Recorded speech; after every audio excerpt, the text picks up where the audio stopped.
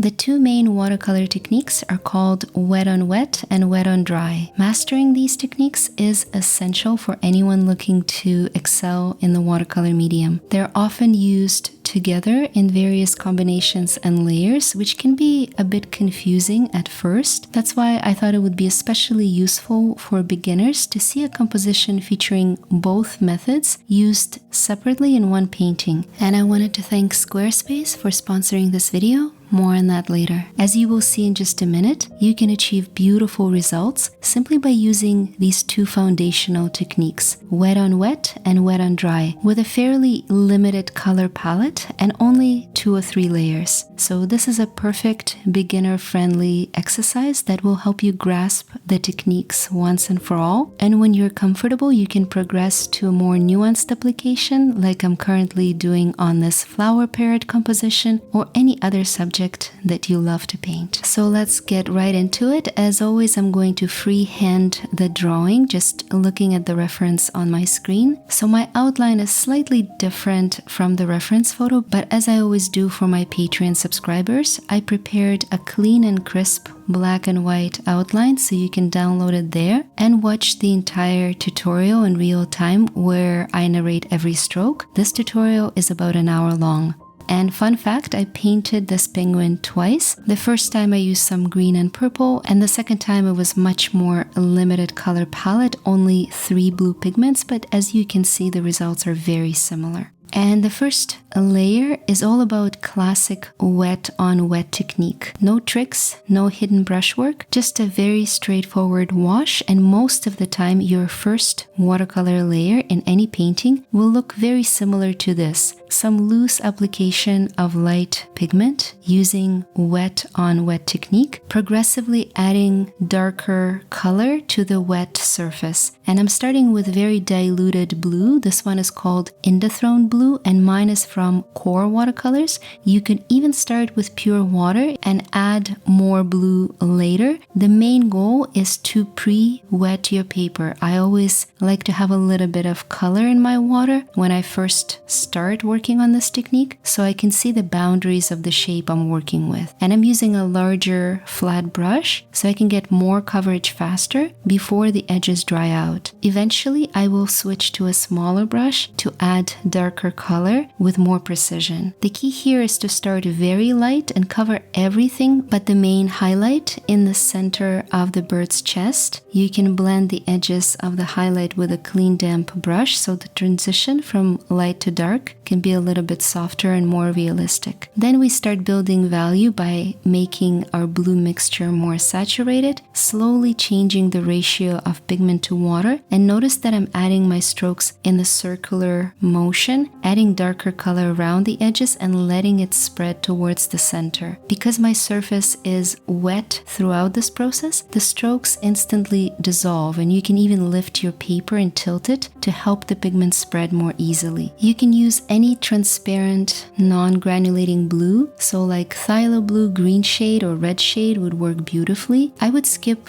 the traditional ultramarine because it granulates and you will see too much texture in your watery layer. I don't think it's appropriate for this composition. In my first study, I actually used both phthalo blue and Indothrone blue in the first layer, just for some variation, so by all means, add as many blues in the first layer as you feel like, or stick to one blue for a simple and straightforward wash. Because we're working on wet surface, any combination of colors with wet on wet technique will end up blending together seamlessly. I also decided to add some splashes of cobalt teal, mainly on the belly of the bird, and notice that I'm not concerned about the vibrant color blue spreading outside of the pencil boundaries. It's all very soft in this initial wet on wet layer. Everything will come together when we work wet on dry in the second wash. As always, the paper you're painting on matters a lot more than the pigments or the brushes. Make sure you're working on pure cotton if you want the blend to be smooth, and go for cold pressed paper over hot pressed. There's a big difference between these two types of watercolor paper, I recently did a full side-by-side comparison on my channel because the differences are absolutely crucial. Hot pressed will tend to dry out almost instantly, and it's not really suitable for wet on wet technique, especially not for covering large background segments like this. So if it's not working out, check your paper, maybe switch to a different type. The cold pressed finish will give you exactly what you need and ensure that your blend is nice and smooth.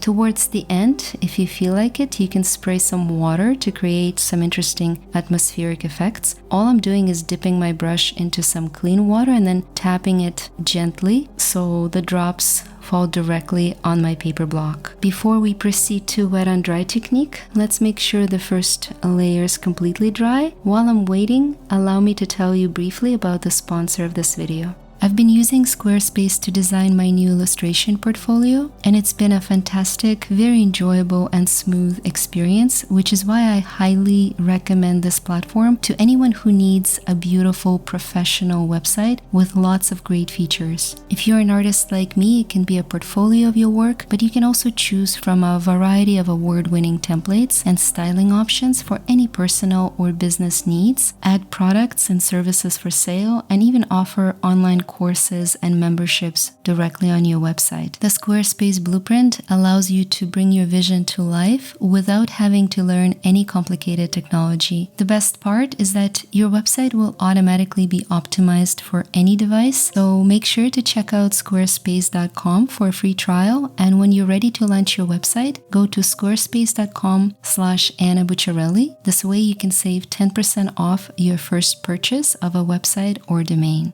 Now my first layer is completely dry, and I can show you the second watercolor technique called wet on dry. This way of painting offers us precision and control that perfectly complements the wet on wet method that we just used in the first wash. Using my smaller brush, I apply wet paint directly onto dry paper. The paint stays where I place it, allowing me to create sharp edges and fine details where I need to. The key to this technique is to experiment with layers and brush strokes, so I'm going to eventually add another layer on top to build up color, texture, and detail with precision. For now, I'm just focusing on the larger blocks of dark color, mapping out these blue segments on the bird, and building the foundation of what's to come, finally establishing the overall silhouette. I used quite a bit of cobalt teal on the belly, still working around the large white highlight in the center and blending the edges of my color on the inside in the middle of the bird's chest. But all around the silhouette, I'm keeping the edges clean and crisp.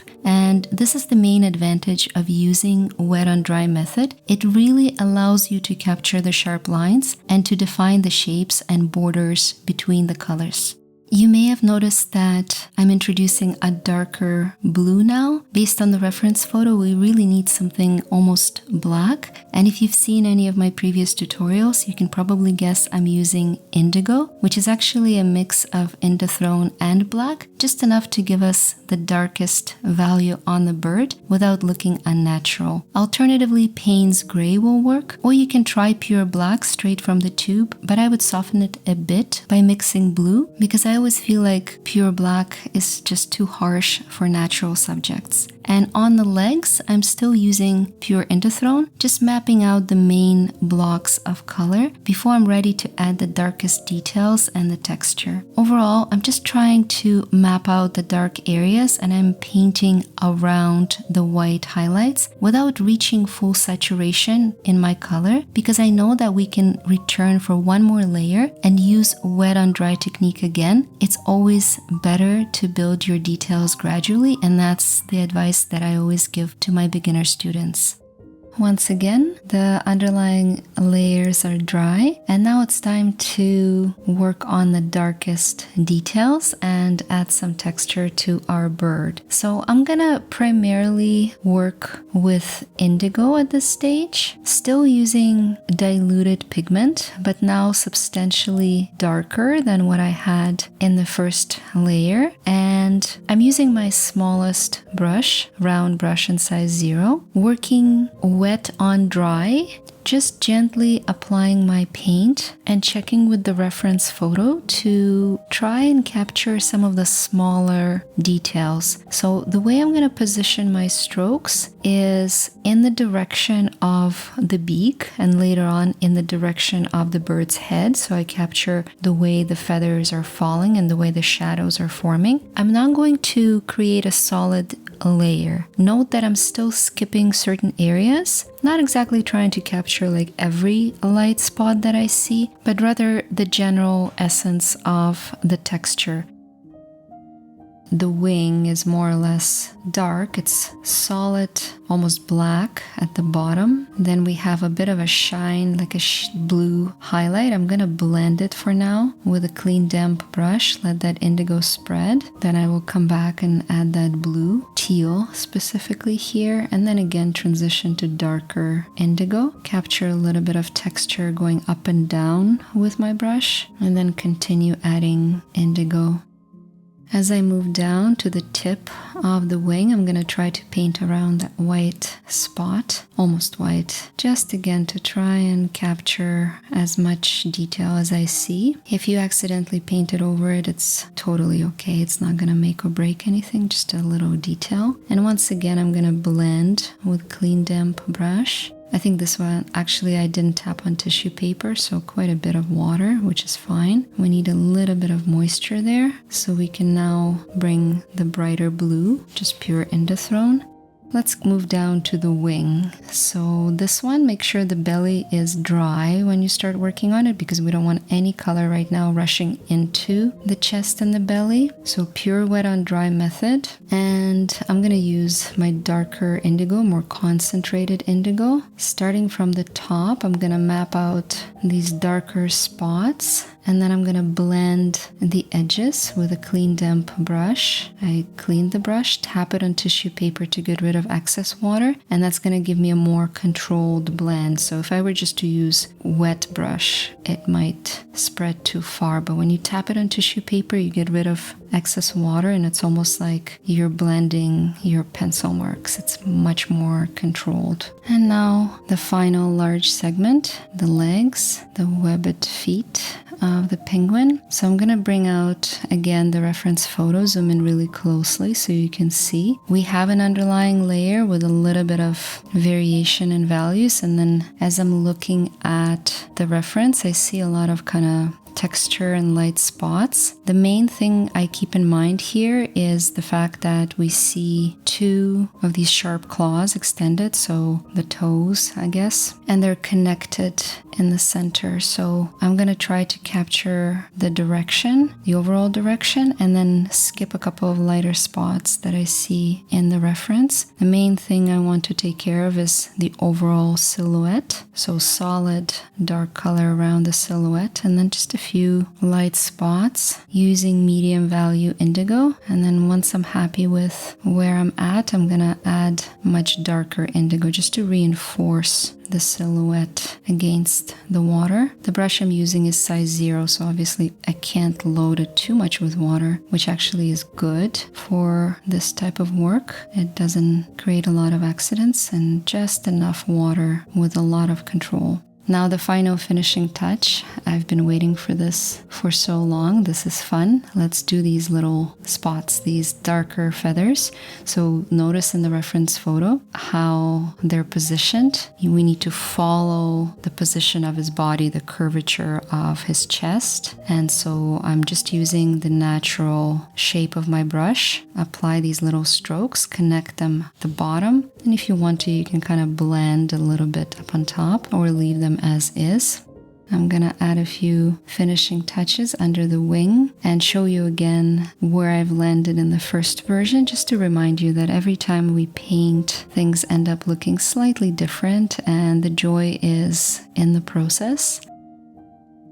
Don't forget to subscribe and share this video if you know someone who's just getting into watercolor painting and wants to get a better understanding of the two essential watercolor techniques. And now that you've seen both of them, wet on wet and wet on dry, work together, I need to mention that there are many different variations of the wet on wet method, including wet on damp and variegated washes, and you need to understand those if you want to paint more advanced subjects. So I've prepared a detailed tutorial where I take you through 12 different modifications of this technique. You can check out the link in the video description or simply click on the card you see on the screen, and I will see you next week with a brand new watercolor video.